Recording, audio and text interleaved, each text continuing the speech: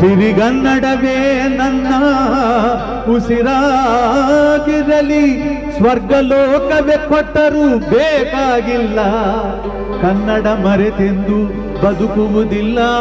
ಸಲಹೆ ಕೊಡೋರೆಲ್ಲ ಸಹಾಯ ಮಾಡಲ್ಲ, ಕನಿಕರ ತೋರಿಸೋರೆಲ್ಲ ಕಷ್ಟಕ್ಕಾಗಲ್ಲ, ಯಾರಿಗೆ ಯಾರೂ ಇಲ್ಲ. ನೆನಪಿರ್ಲಿ, ಕಾಲ ಯಾರಿಗೂ ಕಾಯಲ್ಲ. ಸಮಯ ಇವತ್ತು ಅವರದಾಗಿದ್ರೆ ನಾಳೆ ನಮ್ಮದಾಗಿರುತ್ತೆ. ತಾಳ್ಮೆ ಇರಬೇಕು ಅಷ್ಟೇ. ಕ್ರೋಧ ಬುದ್ಧಿಯನ್ನ ತಿಂತದೆ, ಅಹಂಕಾರ ಜ್ಞಾನವನ್ನ ತಿಂತದೆ, ಪ್ರಾಯಶ್ಚಿತ ಪಾಪವನ್ನ ತಿಂತದೆ, ಮೋಹ ಮರ್ಯಾದೆಯನ್ನ ತಿಂತದೆ, ಲಂಚ ಗೌರವನ್ನ ತಿಂತದೆ, ಚಿಂತೆ ಆಯುಷ್ಯವನ್ನೇ ತಿಂತದೆ. ಕೆನ್ನೆಗೆ ಹೊಡೆದ್ರೆ ಕ್ಷಮೆ ಇದೆ, ಬೆನ್ನಿಗೆ ಹೊಡೆದ್ರೆ ಕ್ಷಮೆ ಇದೆ, ಆದ್ರೆ ಇನ್ನೊಬ್ಬರ ಹೊಟ್ಟೆಗೆ ಹೊಡೆದ್ರೆ ಯಾವ ದೇವರು ಕೂಡ ಕ್ಷಮಿಸಲಾರ. ಭಾವನೆಯನ್ನ ಅರ್ಥ ಮಾಡಿಕೊಂಡು ಬದುಕಿದ್ರೆ ಜೀವನ ಸುಂದರ. ಕಳೆದುಕೊಳ್ಳಲು ಇಷ್ಟವಿಲ್ಲವೆಂದ್ರೆ ಸಹಿಸಿಕೊಳ್ಳುವ ಮನಸ್ಸಿರಬೇಕು, ಆಗ ಯಾವ ಸಂಬಂಧವೂ ದೂರ ಆಗಲ್ಲ. ಅಪ್ಪನ ಫೋಟೋ ಸ್ಟೇಟಸ್ ಹಾಕೋದು ಅಷ್ಟೇ ಅಲ್ಲ, ಅಪ್ಪನ ಸ್ಟೇಟಸ್ಗೆ ಯಾವುದೇ ಧಕ್ಕೆ ಆಗದಂತೆ ನೋಡ್ಕೊಳ್ಳೋದು ಬಹಳ ಮುಖ್ಯ. ಅತಿಯಾಗಿ ಯಾರನ್ನು ತಿದ್ದಲು ಹೋಗಬಾರ್ದು, ಯಾಕಂದ್ರೆ ಹಾಳಿಯಲ್ಲಿ ಅಕ್ಷರ ತಿದ್ದಿದಷ್ಟು ಹಾಳೆ ಹರಿಯುತ್ತದೆ. ಜೀವನದಲ್ಲಿ ಕೆಲವೊಂದು ನೆನಪುಗಳು ಹೇಗಿರುತ್ತೆ ಅಂದ್ರೆ ಮರೆತು ಬದುಕೋಕಾಗಲ್ಲ, ನೆನಪಾದ್ರೆ ತಡೆದುಕೊಳ್ಳೋಕ್ಕೂ ಆಗಲ್ಲ. ಮನಸಾಕ್ಷಿಗೆ ನಾವು ಸರಿದ್ರೆ ಸಾಕು, ಬೇರೆಯವರಿಗೆ ಪ್ರೂವ್ ಮಾಡುವ ಅವಶ್ಯಕತೆ ಇಲ್ಲ. ವಿಷಕಾರುವ ಹಾವನ್ನ ಬೇಕಾದ್ರೂ ನಂಬಬಹುದು, ಆದ್ರೆ ಮನಸ್ಸು ಮತ್ತು ಮನುಷ್ಯತ್ವ ಇಲ್ಲದೇ ಇರುವ ಮನುಷ್ಯರನ್ನ ಮಾತ್ರ ನಂಬಾರದು. ಎಷ್ಟು ಜನರ ಮಧ್ಯೆ ಇರ್ತೀವಿ ಅನ್ನೋದು ಮುಖ್ಯ ಅಲ್ಲ, ಎಷ್ಟು ಜನರ ಮನಸ್ಸಲ್ಲಿರ್ತೀವಿ ಅನ್ನೋದು ಬಹಳ ಮುಖ್ಯ. ಒಳ್ಳೆಯವರ ಜೊತೆ ಒಳ್ಳೆಯವರಾಗಿರಿ, ಆದ್ರೆ ಕೆಟ್ಟವರ ಜೊತೆ ಯಾವಾಗಲೂ ಕೆಟ್ಟವರಾಗಿರಬೇಡಿ. ವಜ್ರವನ್ನು ವಜ್ರದಿಂದ ಕತ್ತರಿಸಬಹುದು, ಆದ್ರೆ ಕೆಸರನ್ನು ಕೆಸರಿನಿಂದ ತೊಳೆಯಲಾಗುವುದಿಲ್ಲ. ನಗುತ್ತಿರು ಮನವೇ, ನೋವು ಹೊಸದಲ್ಲ, ಬದುಕು ಶಾಶ್ವತವಲ್ಲ. ಯಾವ ಸಂಬಂಧ ನಮ್ಮ ಕಣ್ಣಿಂದ ನೀರು ತರಿಸುತ್ತೋ ಅದಕ್ಕಿಂತ ಆಳವಾದ ಸಂಬಂಧ ಮತ್ತೊಂದಿಲ್ಲ. ಯಾವ ಸಂಬಂಧ ನಾವು ಅಳುತ್ತಿದ್ದರೂ ಸುಮ್ಮನಿದ್ದು ಬಿಡುತ್ತೋ ಅದಕ್ಕಿಂತ ದುರ್ಬಲವಾದ ಸಂಬಂಧ ಮತ್ತೊಂದಿಲ್ಲ. ಎಲ್ಲವನ್ನೂ ಗಮನಿಸಿ, ಆದ್ರೆ ನಿಮ್ಮ ತಾಳ್ಮೆಯನ್ನು ಯಾವತ್ತೂ ಕಳೆದುಕೊಳ್ಬೇಡಿ. ನಿಮ್ಮನ್ನ ನೋಯಿಸಿದ ವ್ಯಕ್ತಿಗಳಿಗೆ ಕಾಲವೇ ಉತ್ತರ ನೀಡ್ತದೆ. ಅದೃಷ್ಟ ನಮ್ಮ ಕೈಯಲ್ಲಿ ಇರುತ್ತೋ ಇಲ್ವೋ ಗೊತ್ತಿಲ್ಲ, ಆದ್ರೆ ನಿರ್ಧಾರ ಮಾತ್ರ ಯಾವಾಗಲೂ ನಮ್ಮ ಕೈಯಲ್ಲಿರ್ತದೆ. ಯಾರೊಂದಿಗೂ ಆಳವಾದ ಬಾಂಧವ್ಯವನ್ನ ಬೆಳೆಸ್ಕೊಳ್ಬೇಡಿ, ಇದು ನಿಮ್ಮ ಭವಿಷ್ಯದಲ್ಲಿ ದೊಡ್ಡ ನಿರಾಶೆ ಮತ್ತು ದುಃಖಕ್ಕೆ ಕಾರಣವಾಗ್ತದೆ.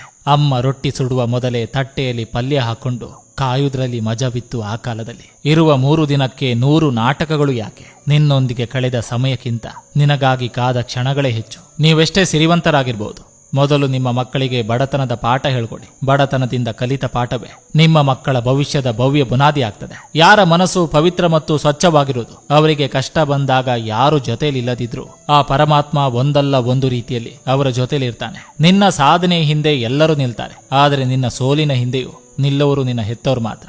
ಜೀವನದಲ್ಲಿ ಒಂದು ಸಲ ಗೊತ್ತಿಲ್ಲದೆ ಮಾಡಿರುವ ತಪ್ಪನ್ನು ಮತ್ತೆ ಮತ್ತೆ ಮಾಡಬೇಡಿ, ಯಾಕಂದ್ರೆ ಗೊತ್ತಿಲ್ಲದೆ ಮಾಡಿದ ತಪ್ಪಿಗೆ ಮಾತ್ರ ಕ್ಷಮೆ ಇರುತ್ತೆ, ಆದ್ರೆ ಗೊತ್ತಿದ್ದು ಮಾಡುವ ತಪ್ಪಿಗೆ ದೇವರು ಕೂಡ ಕ್ಷಮಿಸಲ್ಲ. ಯಾರಾದ್ರೂ ನಿಮ್ಮನ್ನು ಅವಶ್ಯಕತೆ ಇದ್ದಾಗ ಮಾತ್ರ ನೆನಪಿಸಿಕೊಳ್ತಾರಂತ ಬೇಜಾರಾಗಬೇಡಿ, ಸಂತೋಷ ಪಡಿ. ಯಾಕಂದ್ರೆ ಕತ್ತಲೆ ಆದಾಗಲೇ ಮೇಣದ ಬತ್ತಿಯ ನೆನಪಾಗೋದು. ನೀರ ಮೇಲೆ ತೇಲುತ್ತಿದ್ದ ಮೀನು ಎಣ್ಣೆಯಲ್ಲಿ ತೇಲಿದ್ರೆ ಅದು ಮನುಷ್ಯನ ಆಹಾರ. ಅದೇ ರೀತಿ ಭೂಮಿ ಮೇಲೆ ನಡೆದಾಡುತ್ತಿದ್ದ ಮನುಷ್ಯ ನೀರ ಮೇಲೆ ತೇಲಿದ್ರೆ ಅದು ಮೀನುಗಳ ಆಹಾರ. ಇಷ್ಟೇ ಜೀವನ, ಇಲ್ಲಿ ಯಾರು ಮೇಲಲ್ಲ, ಯಾರು ಕೀಳಲ್ಲ. ಅಂದುಕೊಂಡಂತೆ ಬದುಕಲು ತುಂಬಾ ಹಣ ಬೇಕು, ಹೊಂದಿಕೊಂಡು ಬದುಕಲು ಒಳ್ಳೆಯ ಗುಣ ಸಾಕು. ಪ್ರಾಮಾಣಿಕರಿಗೆ ಕೋಪ ಜಾಸ್ತಿ, ಕುತಂತ್ರಿಗಳಿಗೆ ಕೋಪನೇ ಬರುವುದಿಲ್ಲ, ಯಾಕಂದ್ರೆ ಅವರು ತಮ್ಮ ಕೋಪವನ್ನು ಪ್ರತಿತಂತ್ರಗಳಿಂದ ಶಮನಗೊಳಿಸಿಕೊಂಡು ಬಿಡ್ತಾರೆ. ವಟವಟನೆ ಮಾತಾಡುವವರ ಮನಸ್ಸು ತೆರೆದಿಟ್ಟ ಪುಸ್ತಕವಿದ್ದಂತೆ, ಅಲ್ಲಿ ಏನನ್ನು ಮುಚ್ಚಿಡಲು ಸಾಧ್ಯವಿಲ್ಲ. ಅರ್ಥವಾಗದೆ ಹೋದರೆ ಮೌನವಾಗಿರು. ನೀನೇನೆಂದು ಯಾರಿಗೂ ಅರ್ಥೈಸುವ ಅಗತ್ಯವಿಲ್ಲ. ನಿನ್ನನ್ನು ಅರ್ಥೈಸಿಕೊಂಡು ಬಂದ್ರೆ ಗೌರವಿಸು, ಬರದಿದ್ರೆ ತಿರಸ್ಕರಿಸು, ಆದ್ರೆ ನಿನ್ನನ್ನು ಕೈಬಿಡದ ತಂದೆ ತಾಯಿಗೆ ಮರೆಯದೆ ನಮಸ್ಕರಿಸು. ಶ್ರೀಮಂತಿಕೆ ಎಷ್ಟೇ ಇರಲಿ, ಬೇಡುವ ಸ್ಥಿತಿ ಎಲ್ಲರಿಗೂ ಬರುತ್ತೆ, ಯಾಕಂದ್ರೆ ಭಗವಂತ ಕಳಿಸುವಾಗ ಏನಾದ್ರೂ ಬ್ಯಾಲೆನ್ಸ್ ಇಟ್ಟೇ ಕಳಿಸಿರ್ತಾನೆ. ಈ ಮಾತು 100ಕ್ಕೆ 100 ಸತ್ಯ. ಜೇನು ತುಪ್ಪದಂತ ಸಿಹಿಯನ್ನ ಪಡಿಬೇಕಂದ್ರೆ ಜೇನುನೊಣಗಳಂತೆ ಒಟ್ಟಿಗೆ ಇರುವುದನ್ನ ಕಲಿಬೇಕು. ಆಸೆ ನಮ್ಮದಾದ್ರೆ ಆಯಸ್ಸು ದೇವರದು, ಕೊಟ್ಟಾಗ ಸ್ವೀಕರಿಸಬೇಕು, ಕಿತ್ತುಕೊಂಡಾಗ ಯಾರಿಗೂ ಹೇಳದೆ ಹೋಗ್ಬೇಕು. ಇಷ್ಟೇ ಜೀವನ. ಸುಮ್ಮನೆ ನಗ್ಬೋದು, ಆದ್ರೆ ಸುಮ್ಮನೆ ಅಳೋಕಾಗಲ್ಲ. ನಮ್ಮ ಭಾವನೆಗಳಿಗೆ ಬಲವಾದ ಪೆಟ್ಟು ಬಿದ್ದಾಗ ಮಾತ್ರ ಅಳುವುದು. ಕೋಟಿ ದೇವತೆಗಳು ಸೇರಿದ್ರೂ ಸಾಟಿ ಆಗದ ದೇವರು ಅಮ್ಮ. ಬದುಕು ಬದಲಾಗಬೇಕಾದ್ರೆ ಬದುಕುವ ದಾರಿ ಬದಲಾಗಬೇಕು. ಎಲ್ಲ ಇದ್ದಾಗ ನಮ್ಮವರು ಅಂತಾರೆ, ಏನು ಇಲ್ಲದಾಗ ಯಾರ್ನಿ ಅಂತಾರೆ. ಇದೇ ಜೀವನ. ಸಮಸ್ಯೆ ಇರುವ ಪ್ರತಿಯೊಬ್ಬ ವ್ಯಕ್ತಿ ಸೋಲೋದಿಲ್ಲ, ಆದ್ರೆ ಯಾರು ಸಮಸ್ಯೆಗೆ ಪರಿಹಾರವನ್ನ ಹುಡುಕುವುದಿಲ್ಲವೋ ಅವನು ಮಾತ್ರ ಸೋಲ್ತಾನೆ. ನಮಗೆ ಬೇಕಾದದ್ದು ಯಾವುದು ಸಿಗಲಿಲ್ಲ ಎಂದು ದೇವರ ಮೇಲೆ ಕೋಪಗೊಳ್ಬೇಡಿ, ಸ್ವಲ್ಪ ಕಾದಿರೋಣ. ಉತ್ತಮವಾದುದನ್ನು ದೇವರು ನಿಮಗೆ ಇಟ್ಟಿದ್ದಾನೆ.